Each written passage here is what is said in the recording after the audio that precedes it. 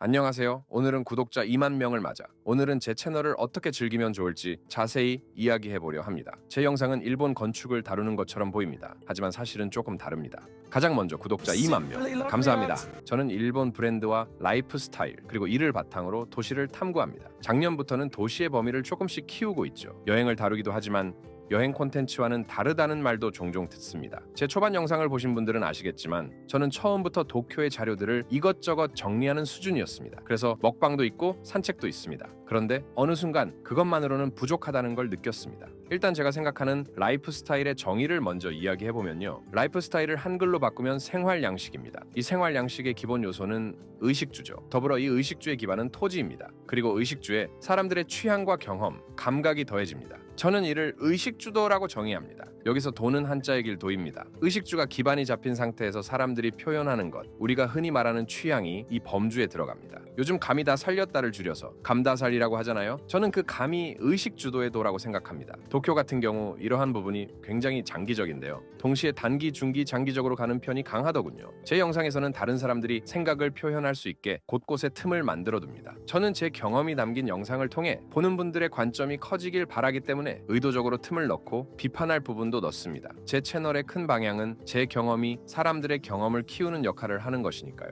이런 생각을 바탕으로 저는 영상을 3단계의 구조로 천천히 만들어가고 있습니다. 저는 이걸 페이지라고 합니다. 페이지 1에서는 건축가의 철학만 다루지 않습니다. 오히려 부동산 디벨로퍼의 관점에 더 집중합니다. 왜일까요? 라이프 스타일의 기반은 땅이고 그 위에 공간이 만들어지니까요. 공간 성격이 사람과 도시의 관계를 만들고 그 공간 안에 브랜드가 들어갑니다. 공간 성격에 맞는 브랜드들이 자연스럽게 공간의 특성을 완성하죠. 공간을 미디어라고 하는 이유가 여기에 있습니다. 제가 미쓰비시지쇼, 미쓰이, 모리빌딩, 도쿄그룹, JR 동일본, 노무라 등 도쿄의 부동산 디벨로퍼들과 건축가들의 공간만 다루는 이유도 여기에 또 있습니다. 예를 들어 안도 타다오의 건축을 다룰 때도 라 콜레지오네, 오모테산도 힐즈, 프롬퍼스트, 그랜드 프론트 오사카, 그랜드 그린 오사카를 다루었습니다. 하지만 사실 안도 타다오보다는 그 기획을 한 모리빌딩과 미쓰비시지쇼를 다루려는 목적이 더 큽니다. 부동산 디벨로퍼들이 실제 건축주이고 그 자본을 바탕으로 공간이 만들어지기 때문입니다. 특히 모리빌딩은 부동산 디벨로퍼라기보다는 사실상 크리에이티브 집단에 가깝습니다. 이들은 단기, 중장기, 장기를 동시에 보면서 건물을 만듭니다.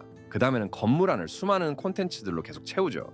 이들의 관점을 이해하지 못하면 도쿄의 브랜드를 제대로 이해하기 어렵다는 게 제 판단입니다. 저는 이 관점이 많은 도시에 통용된다고 생각합니다. 즉 구조를 보려고 하는 것이죠. 최근 한국과 일본 유통업계의 협력 사례를 보면 이런 구조가 더 명확해집니다. 현대백화점과 신세계가 각각 J프론트, 도쿄그룹과 손잡고 한국 패션 브랜드를 일본에 소개하고 있습니다. J프론트와 도쿄그룹 두 기업 모두 부동산 개발에서도 강한 면모를 보이는 회사입니다. 현대백화점은 이미 4월부터 다이마루 우메다점에서 팝업을 진행했습니다. 도쿄그룹은 시부야를 중심으로 도쿄만 전체의 부동산과 철도 개발의 중심이고 J프론트는 다이마루와 파르코를 통해 유통과 임대 사업을 하고 있죠. 특히 시부야 파르코는 도쿄와 함께 시부야의 기반을 만든 곳입니다. 이런 이유로 페이지 1에서는 지루할 만큼 부동산 개발과 건축을 다루는 면이 강했습니다. 맛집도 없고 빌딩만 나오는 이유가 바로 이 때문입니다. 지금은 페이지 1을 거의 끝내고 페이지 2로 넘어가는 단계입니다. 도쿄그룹과 타카나와 게이트웨이, 블루프론트 시바우라가 페이지 1을 실질적으로 마무리하는 콘텐츠였습니다. 간간히 서울의 공간들을 올리는 이유도 이러한 흐름을 맞추기 위해서입니다. 두 번째 단계는 페이지 1에서 다룬 부동산 개발과 건축을 바탕으로 브랜드들을 설명하는 단계입니다. 건축의 비율을 줄이고 브랜드와 건축가들을 중심으로 다룹니다.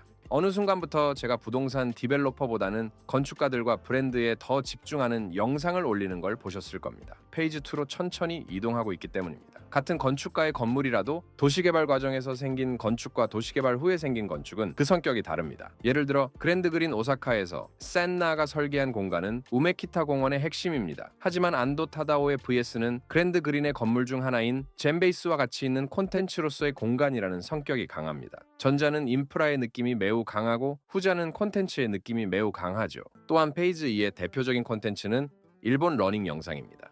페이지 2의 대표적인 예가 일본 러닝 영상입니다. 동시에 러닝 영상은 페이지 3을 연결하는 교두보이기도 하죠. 제가 러닝을 소개하지만 사실은 부동산 디벨로퍼와 일본 브랜드들이 러닝을 어떻게 활용하는지에 더 집중하는 편이죠. 그렇다 보니 저는 러닝 퍼포먼스를 크게 다루지 않습니다. 하이록스도 마찬가지입니다. 저에게는 퍼포먼스보다 인프라가 중요하니까요. 하지만 제가 러닝, 하이록스 관련 운동을 하고 최대한 좋은 퍼포먼스를 내려고 하는 이유가 있습니다. 그래야만 콘텐츠를 만들고 제 채널이 지향하는 방향을 유지할 수 있기 때문입니다. 제가 하이록스 저지를 했던 이유도 저지와 레이스를 모두 해봐야 하이록스 자체를 더 이해할 수 있으니까요. 레이스를 서울과 인천이 아닌 홍콩에서 한 이유도 이러한 맥락입니다. 세 번째 단계는 부동산과 브랜드를 기반으로 만들어지는 다양한 라이프 스타일 그 자체인데요. 가장 대표적인 사례가 마루노우치 지구 개발을 한 미쓰비시지쇼입니다. 미쓰비시지쇼와 미쓰비시지쇼 세케를 다루기 위해 마루노우치 재개발과 이케부쿠로 글로벌링 영상을 통해 각각 마루노우치와 미쓰비시지쇼 셋케를 소개했습니다. 저는 이렇게 3단계로 콘텐츠를 천천히 쌓아가는 방식으로 제 채널을 운영하고 있는데요. 건축과 공간에서 시작해 브랜드로 확장하고 라이프 스타일을 하나씩 다루는 것이 제 목표입니다. 그리고 이러한 관점을 도시별로 접근하고자 합니다. 앞으로도 이런 관점으로 영상을 만들어갈 예정인데요. 그래서 새로운 도시를 소개하기 위해서 다음 주에는 두바이로 갑니다. 지금까지 도쿄를 중심으로 천천히 쌓은 관점을 통해 두바이를 읽어보려 합니다. 특히 11월 1일부터 시작한 두바이 피트니스 챌린지를 구심점으로 삼아 그들이 어떻게 도시를 브랜딩하는지를 살펴보고자 하는데요. 제가 두바이 취재를 떠나는 사이에도 도쿄의 공간들을 다룬 영상을 올려놓고 갈 예정입니다. 두바이는 인스타그램 계정을 중심으로 전할 예정인데요. 그러면 오늘 영상은 여기까지고요. 저는 다른 영상으로 다시 찾아오겠습니다.